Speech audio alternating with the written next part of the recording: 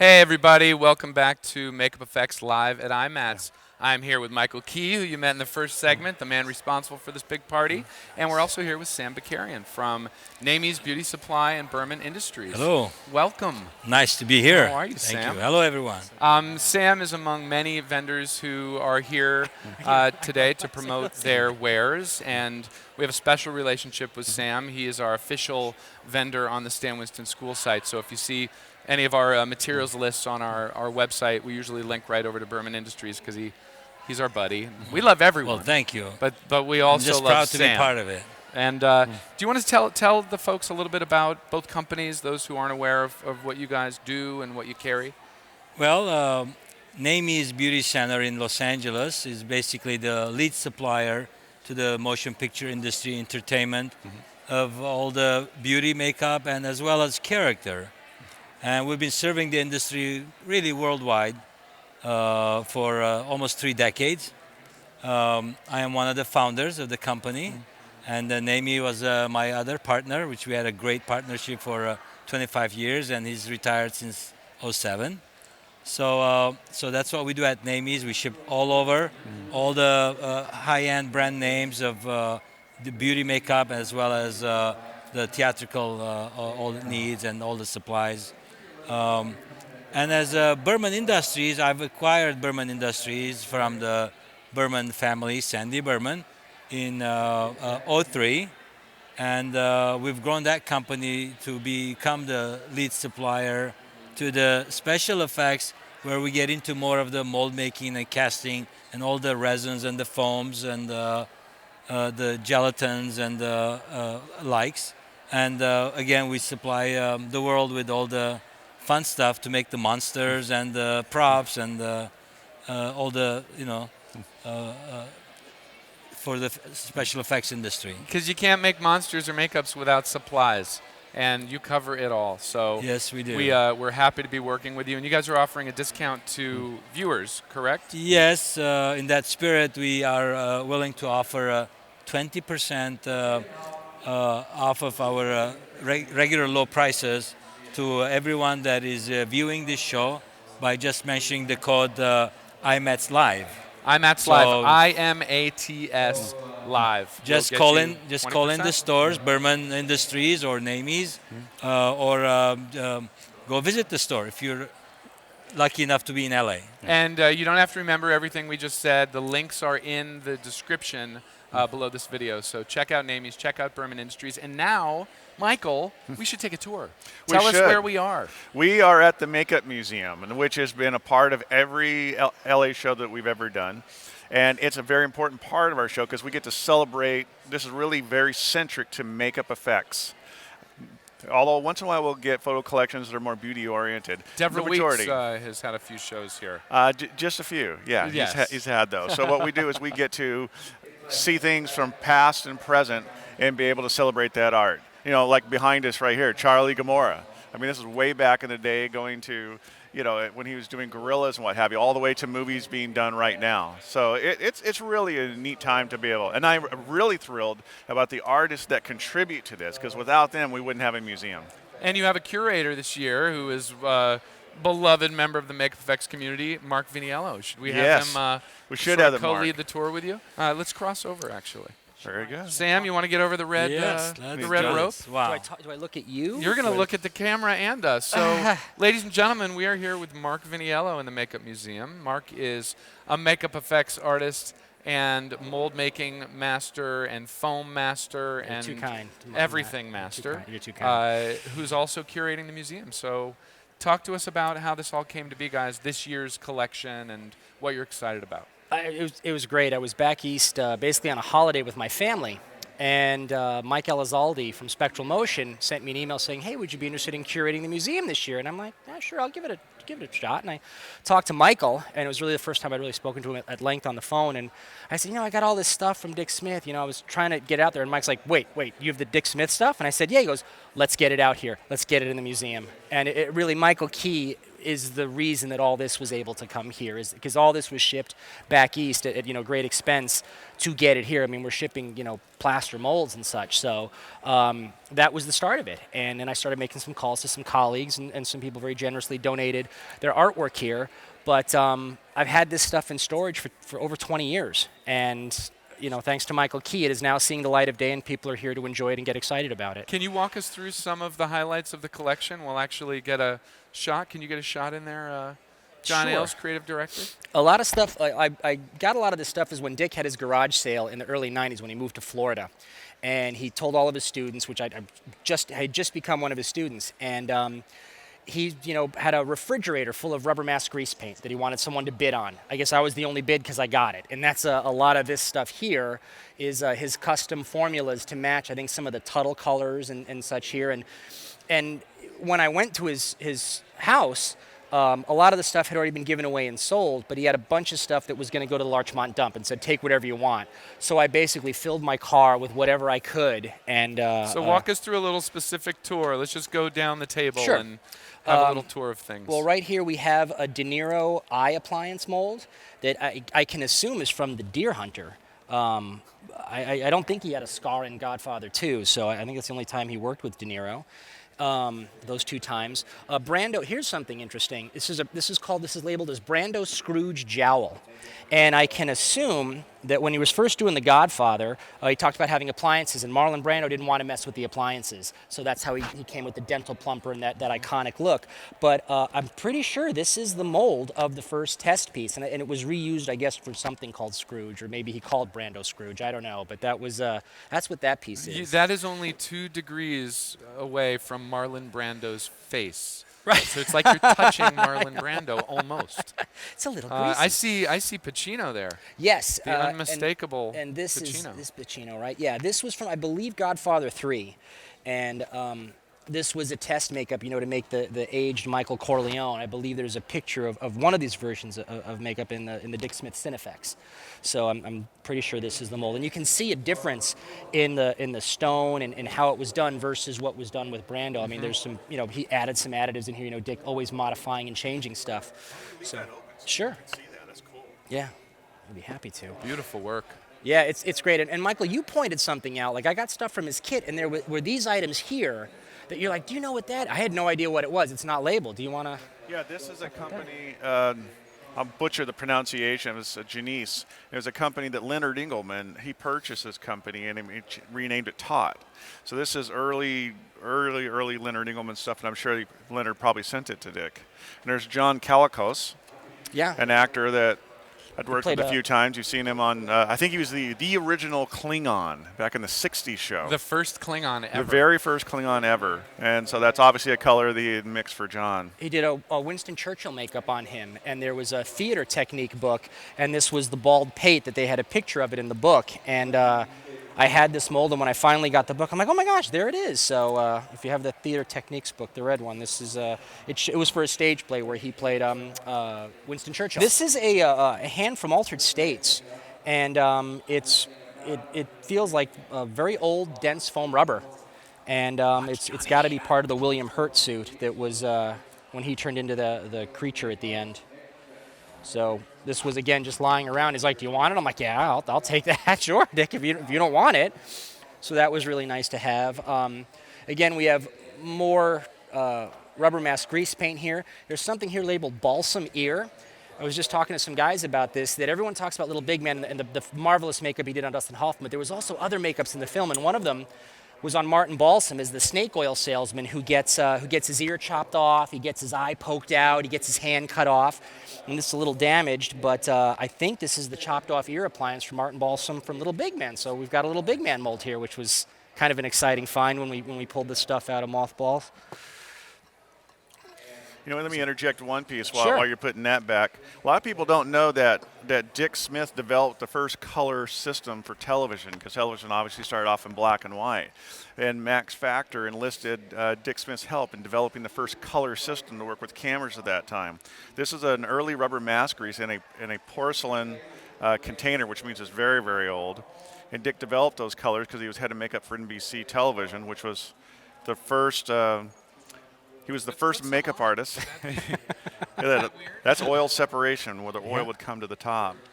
But Dick was the first makeup artist, staff makeup artist in television, and he was also obviously the first department head. So they built an entire industry with him being the cornerstone, and that is part of Dick's legacy. There's some more De Niro pieces here, and here's a little positive of De Niro with some clay on it. There might even be a Dick Smith fingerprint squished in there somewhere. I don't know. It looks like more like one of my sculptures. I don't think we blame that on Dick. It was to look at something. I'm not sure what it was for, but it is Roma. Yeah. It's probably hard You as a don't see Roma used that often these days. No, it's all Chavant No one likes nowadays. sulfur. I don't get it. Unmistakable smell. The Yes. odor that comes from that. The smell of my childhood. Yes. All right, let's move down. There's a very cool case down there. You know, who knows where this case has been? Who knows what film sets it's been on? But there's stuff in here that, you know, he wrote on everything. He wrote notes on everything. So this tells you strong pearl white, use water. So he kept notes even on anything that he had. Oh, here's something I just saw. This has got to be from The Godfather, I think. It says Peach Talia Shire. That's something I just found. Just didn't even know I had this. So that's kind of interesting. We've got some Talia Shire. Again, we here. have Talia Shire DNA, ladies and gentlemen. Guaranteed in that right in makeup there. kit. There it is. Cloning. Are we auctioning any of these? No, I don't think this is what. Will this be? Will all of this put on permanent display somewhere, or does this go I'm back going to talk to to Michael about that. I want to see what the options are because you know it's important to keep it together. And you know, people have said, "Would you want to sell any of it?" And I wouldn't feel right selling it. But you know, it is interesting because how I got this stuff, it was kind of the cast-offs. This wasn't even stuff that was like the Hunger molds or Father Marin. But I happen to get this, and everyone's really excited about this. I mean, if you had told me 20 years ago that people would be really excited about the cast-offs of Dick Smith. Well, I was, so. But I didn't know there were other people at that time that would be as excited as I was when I got this stuff. Important information, we should point this out, is that nobody knew, at least I didn't know that Mark had this. And I think our community really didn't know. And when I asked Mark to be the curator, I had no idea he had this. And just out of that conversation, he was just going to help, curate. And then when he told us he has this treasure, and then it got out, we started posting some pictures, and it just blew up on Facebook. Everybody's going, whoa, whoa, whoa, whoa. And then people are trying to buy it. They want to see it. People will say, are you going to bring this to the New York show? Or are you going to bring it to the London show? And especially the New Yorkers, I think they're particularly jealous. Because it was there for 22 years. Yeah. And it just never, I mean, I'd been out here and it just never entered my head. You know It's what I mean? such a shame we didn't have it I know. there. We didn't Well, think a now little it's more seen about the light of day, and Yeah. let's make sure that find some way for others to see this over the years, because this is history. This is our industry's history. There's one other piece I would like to show here. Let's check it out. And Mark, just a heads up, we have 3 minutes left in this museum, so Okay, I'm let's gonna check that out, and then keep this let's quick. Move on, Everyone See the knows highlights. the Mr. Hyde that he did on Jack Palance. We've seen a picture of it. I don't think we've seen a picture of this particular version, but there it is, Jason Robards' Hyde. Those of you at home, just Google Jason Robards, Dr. Jekyll, and Mr. Hyde, and you will see the makeup as it appeared. 3 It's a minutes, we better classic. move around. Yeah, let's go to the other things here. Here we have something from Jim Beinke from Stir of Echoes. This was the film about the girl that was murdered. And he was very gracious to pull this out. The foam is very, very old, and he allowed us to have this. Chris, I'm going to butcher his last name, at the last minute said, is it too late to put something in the museum? So he made this specific piece to bring in the museum, which was very nice of him. Is Andy here? Andy is not here. He's stuck on the 210. Okay. Okay. So Okay. we can talk to him about Bogey. Andy Schoenberg, one of the finest artists and people I've ever met, did this beautiful tribute piece of Humphrey Bogart, which is was a really exceptional likeness of something. And it shows, again, the skills as artists, what we have to do as far as sculpture, paint, and stuff to make it look real. And Andy is one of the lead artists at K&B Effects. He, one of the supervisors on The Walking Dead, and in his spare time, he does cool stuff like how he this. does it. His Mona Lisa recreation That is was incredible. beautiful. And in the description of the video, if you guys scroll down, you can check out Andy Schoenberg's Mona project. Terrific artist that you need to be aware of. Okay, Let's we move have around the horn. some silicone heads. And this is from Cinema Makeup School, so you can see the next generation's work of makeup artists coming out and the work that they do, which is a real treat to have here, too, because you have the old and now the new. What do we have here? This is Bigfoot. This is from Stomping Ground. It was a low-budget film that was made for no money, yet Dan Russo was able to throw together this full-hair Bigfoot suit for this film. And you know, he told me the budget. I'm like, how did you have money for gas to go buy the materials with what they were giving you? But he pulled it off. And this is? This is Face Off. This looks like this is from Universal Studios.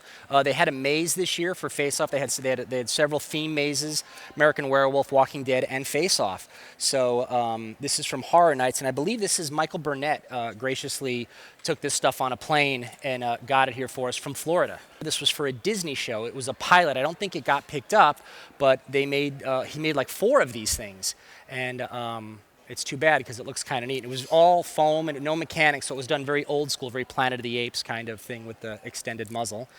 And Very then here, cool. we have Mike Hill's work, and I don't think Mike Hill needs any introduction, but we have a Frankenstein piece he did here, which is absolutely stunning, and a tribute head of Oliver Reed, his favorite actor. And here is a real treat. This was a late addition too.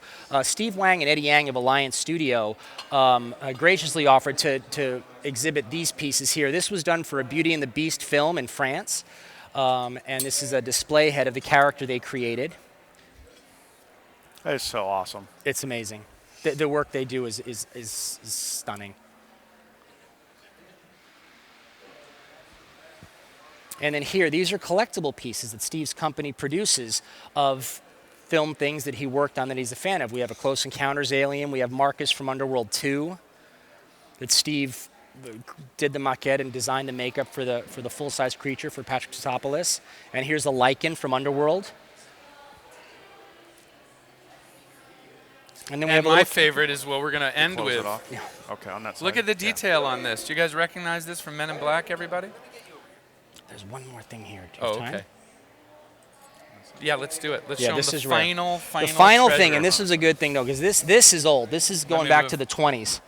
We're going to do-si-do If here not so you guys more. can see this. All right. Jason Barnett is a documentary filmmaker and makeup archivist and researcher, and he's been doing a lot of research on Charlie Gomorrah. And he had Charlie Gomorrah's makeup kit, a foam latex shrunken head, and he's currently working on a documentary about Charlie Gomorrah, and he's done a lot of research into the history of makeup and the connections that everyone thought was lost. And he's starting to put pieces together like a puzzle as far as who worked with who and who made, and he's realizing Charlie, even though he didn't get a lot of credit other than a guy wearing a gorilla suit, had some significant contributions to our industry, foam latex specifically.